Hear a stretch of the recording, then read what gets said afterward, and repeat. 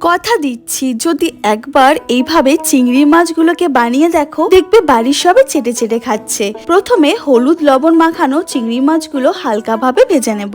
এরপর ওই তেলেই ফোড়ন দেব গোটা গরম মশলা, শুকনো লঙ্কা, গোটা গোলমরিচ। এরপর ওর মধ্যে দিয়ে দেব আদা, পেঁয়াজ, কাঁচা লঙ্কা বাটা। কাঁচা গন্ধ চলে গেলে যোগ করব জিরে আর ধনে গুঁড়ো আর স্বাদ মতন লবণ। মশলাগুলো ভালো করে মিক্স হয়ে গেলে দিয়ে দেব তিল আর পোস্ত বাটা, বা তোমরা যে কোনো সাদা পেস্ট ইউজ করতে পারো, যেরকম চালমগজ বা বাদাম, যেটাতে একটু ক্রিমি টেক্সচার আসবে। আর যোগ করব দই।